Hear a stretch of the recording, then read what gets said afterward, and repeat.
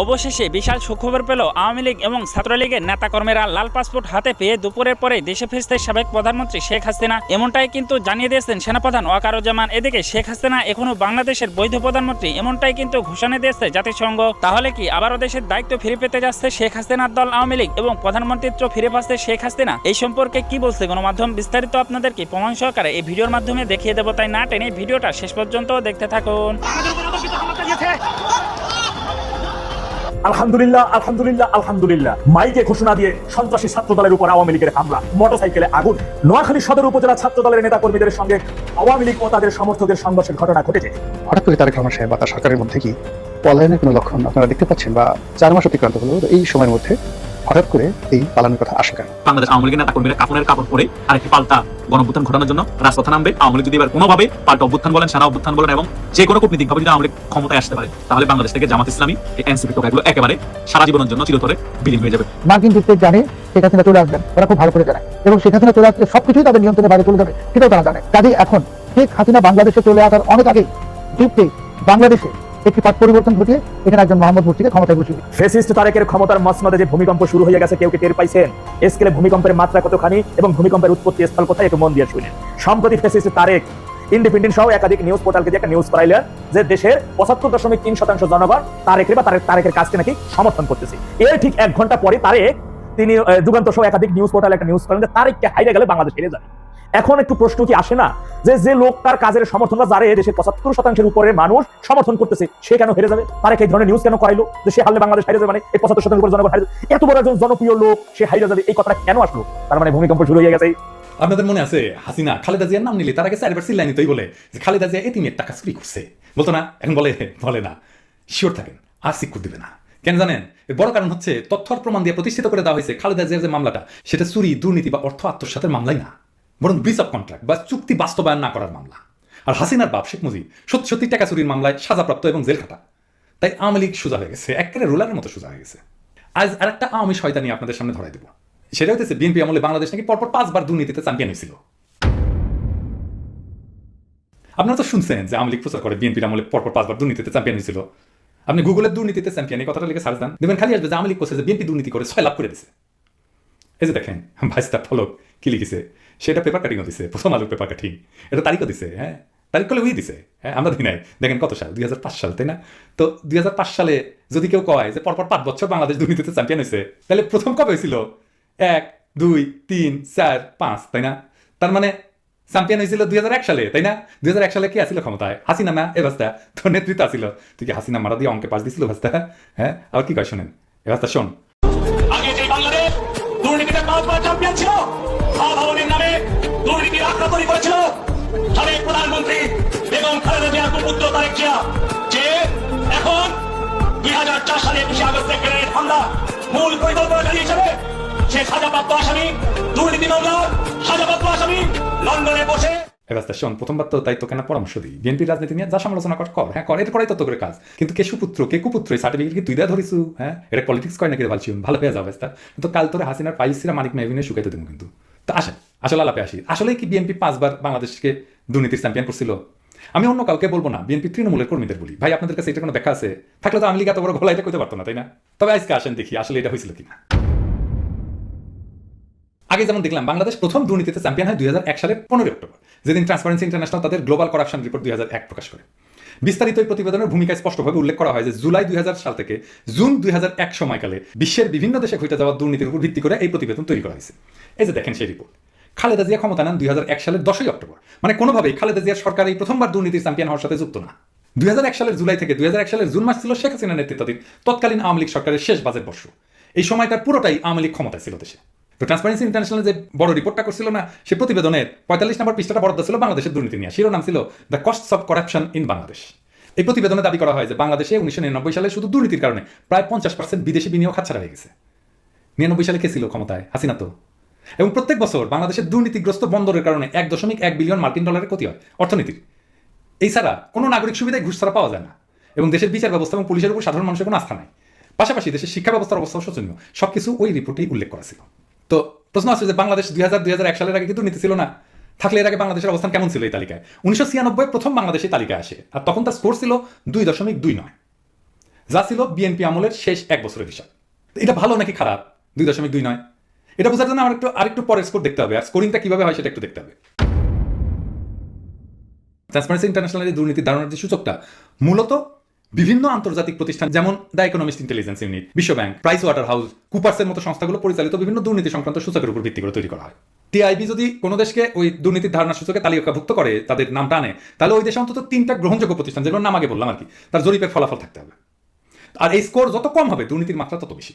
2001 সাল মানে যেটা হাসিনার প্রথম আমল, দুর্নীতির ধারণা সূচকে বাংলাদেশের স্কোর ছিল তখনকার স্কেলে 0.4। এটা এখনকার স্কেলে এটাকে 10 দিয়ে গুণ করতে হবে মাত্র 4। তাহলে 96 সালে 2.2 নয়, তার 5 গুণের বেশি ভালো অবস্থা ছিল 96 সালে খালেদা জিয়ার আমলে। 2001 এটাকে উল্টাভাবে বললে 2001 সালে 2096 সালের চাইতে 5 গুণের বেশি দুর্নীতি হয়েছে বাংলাদেশে। এবং টিআইবি দুর্নীতির ধারণা সূচকের ইতিহাসে পৃথিবীর কোনো সরকার এত খারাপ করেনি, এই যে স্যার কোনো সরকার ছিল না, এখনো পর্যন্ত নাই। এমনকি বাংলাদেশের পরপর চ্যাম্পিয়ন হইলেও সেই সময়ের মতো এত খারাপ স্কোর আসেনি। তার মানে হাসিনা সরকার দুনিয়ার সেরা দুর্নীতিবাজ সরকার ছিল, যার রেকর্ড আজ পর্যন্ত কেউ ভাঙতে পারে না।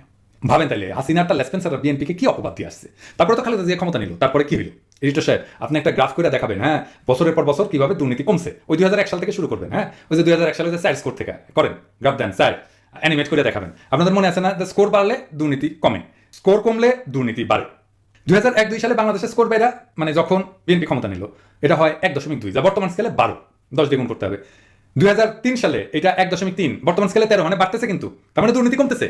তারপরের বছর মানে 2004 সালে এটা আসে 1.5, তার মানে বাড়তেছে সূচক, তার মানে দুর্নীতি কমতেছে, বর্তমান স্কেলে এটা 15। তারপরের বছর 2005-এ 1.7, তার মানে আরো বাড়তেছে, মানে দুর্নীতি আরো কমতেছে। 2006-এ 2, মানে এটা বর্তমান স্কেলে 20। 2007-এও এটা 2 থাকে, তার মানে খালেদা জিয়ার আমলেই সবচেয়ে দুর্নীতিগ্রস্ত দেশের তালিকা থেকে নাম কাটায় বাংলাদেশ। 163টা দেশের মধ্যে 156তম দেশ হয়। তাইলে হাসিনা 2001 সালে যে দুর্নীতিতে দুনিয়ার মধ্যে বিশ্ব রেকর্ড করছিল, সেটা থেকে টাইনা তুললো কে দেশটারে? বিএনপি তো। আর বিএনপির নামে আওয়ামী লীগ বলে দুর্নীতিতে চ্যাম্পিয়ন করছে পরপর 3 বার। এদের লজ্জাও নাই, নিজে করে ফাউল, আর দোষ দেয় আরেকজনের। কুত্তার সবচেয়ে জঘন্য একটা খাইসলত আছে, আওয়ামী লীগের সেই খাইসলতটা পুরোপুরি আছে। না আবার ভাইবেন না যে আমি আওয়ামী লীগের পছন্দ করি না জন্য কুত্তার খাইসলতের সাথে তুলনা করতেছি।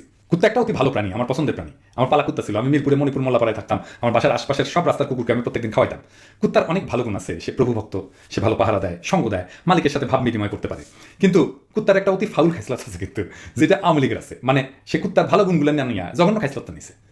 আমার কুত্তা ছিল জন্য আমি এটা জানি কি সেটা জানে, হ্যাঁ আসে দেখি মজার জিনিস আছে। কুত্তা যখন পাদে, খেয়াল করেছেন কি করে? সে কোনোভাবে স্বীকার করবে না সে পা দিছে, সে এমন একটা আচরণ করবি যে সে পাতে নাই, পাটটা দিছে অন্য কেউ। কি করে সে দেখেন, প্রথমে সে চমকায়, তারপরে সে এদিক ওদিক দেখে আর বুক বুক বুক বুক করে, এমনভাবে যে খুঁজতেছে যে কই থেকে আসলে শব্দটা। তারপরে যদি অন্য কুত্তা বা মানুষ পায় তাহলে তার উপরে চড়া হয়ে কেউ কেউ শুরু করে, আর সেটা না থাকলে ঝোপঝাপ থাকলে ওইদিকে মুখ করে বুক বুক হবে, এমন ভাব যে শব্দ ওই দিক থেকে আসছে। আর এগুলো কিছুই যদি না থাকে তাহলে সে একটা প্রশ্নবোধক চেহারা নিয়ে আপনার দিকে তাকাবে আর বুক বুক করবে। এর মানে হচ্ছে বুঝছি তুমি পা দিছো। তো কুত্তা তো বুদ্ধিমান প্রাণী, সে কি জানে না যে ওই শব্দ আর বাতাস তার হাসিনা থেকে বাড়াইছে? ঠিকই জানে, কিন্তু স্বীকার যাবে না। কেন যাবে না? আল্লাহ জানে। সেটা সে আরেকজনের ঘাড়ে চাপাবে। কুত্তারে খাইসলত পাইছে আওয়ামী লীগ, সে নিজে এমন বিশ্ব রেকর্ড করছে দুর্নীতির, যেটা আজ পর্যন্ত কেউ ভাঙতে পারে নাই। আর সে বলে বিএনপি আমলে দুর্নীতিতে চ্যাম্পিয়ন ছিল। আরে পাউল নিজের হাসিনায় দেখ, বিএনপি থেকে না, দুর্নীতির গন্ধ উঠি থেকে আসছে। দর্শক, 24-এর 5 আগস্ট আওয়ামী লীগ সরকারের পতনের পর থেকেই ঢাকা দিল্লির সম্পর্কের যে টানাপোড়েন, এই বিষয়টি যতবারই আলোচনায় এসেছে ঠিক ততবারই বা তার চেয়েও বেশি আলোচনায় এসেছে চিকেন স্নেক প্রসঙ্গটি। এবং তখন থেকেই ভারতের চিকেন স্নেক এলাকাটি নিশ্ছিদ্র নিরাপত্তায় মুড়ে দিতে ভারত একের পর এক পদক্ষেপ নিচ্ছে।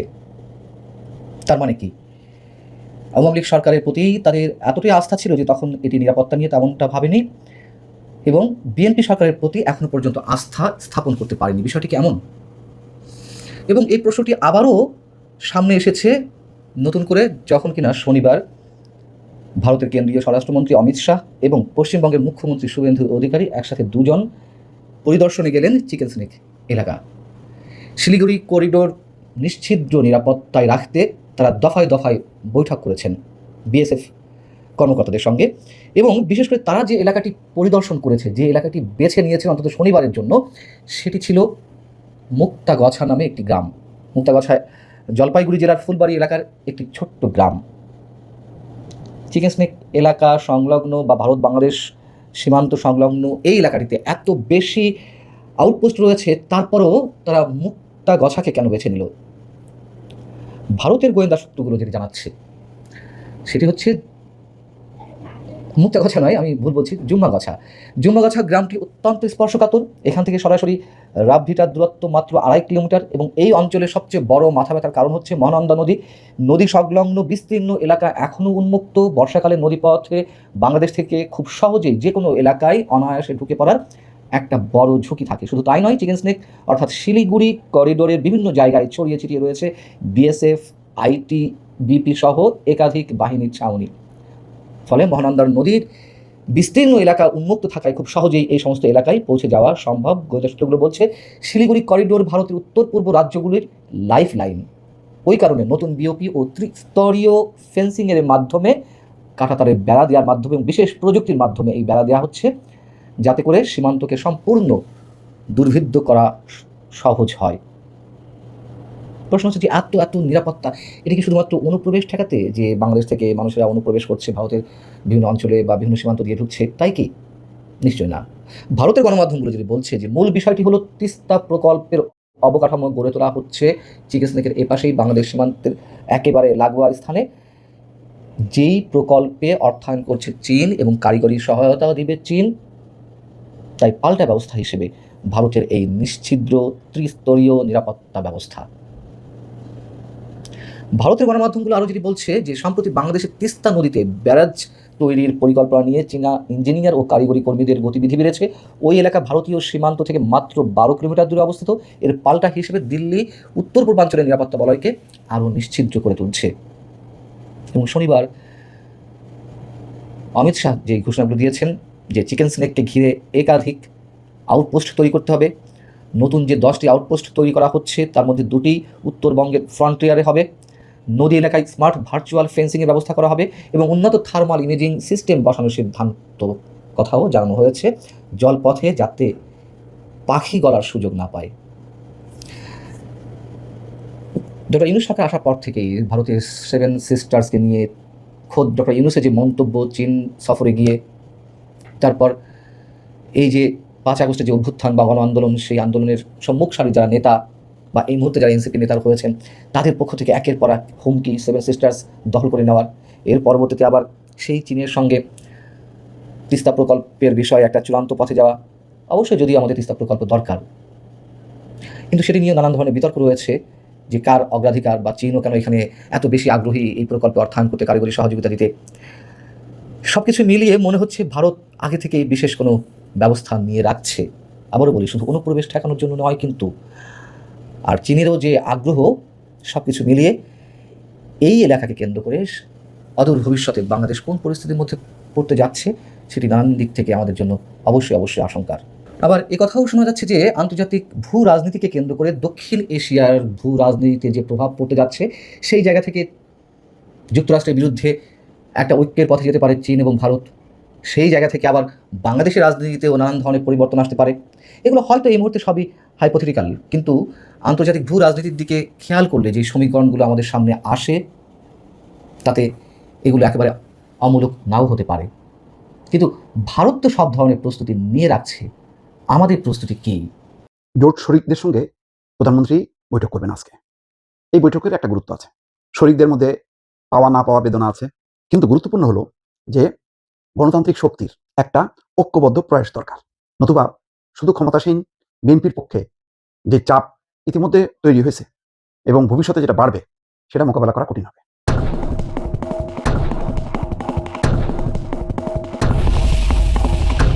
এখন এটা বাস্তবতা যে বিএনপি নেতৃত্বাধীন সমমনা বা শরিকদের ঐক্যের অবস্থাটা খুব দুর্বল।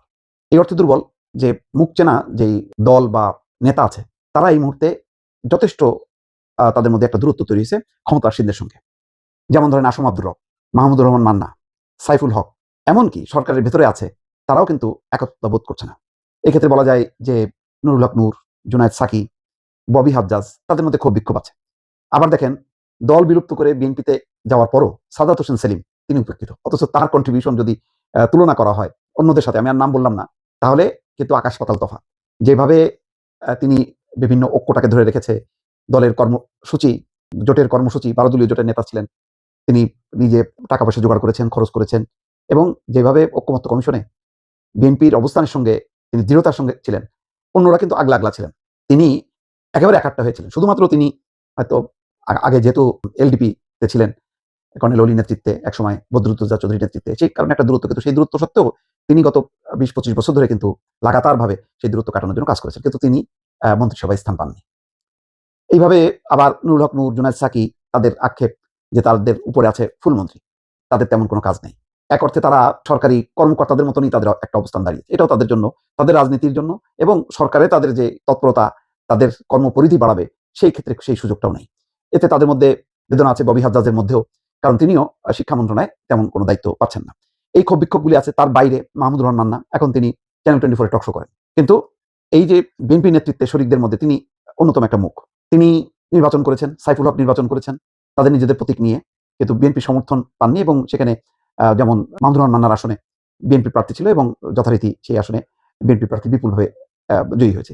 এটাও বাস্তবতা। মাহমুদুর রহমান মান্না যদি ওই আসনটা ছেড়েও দেওয়া হতো, সেখানে যদি বিএনপির প্রার্থী না থাকতো, সেটা নিশ্চিতভাবে জামাতের দিকে চলে যেত। তার প্রমাণ হচ্ছে যে ঢাকার একটা গুরুত্বপূর্ণ আসনে, তেজগাঁও অঞ্চলে গুরুত্বপূর্ণ আসনে বিপ্লবী ওয়ার্কার্স পার্টি সাইফুল হককে দেওয়া হয়েছিল, সেখানে কিন্তু ওই জামাতের প্রার্থী জয়ী হয়েছে।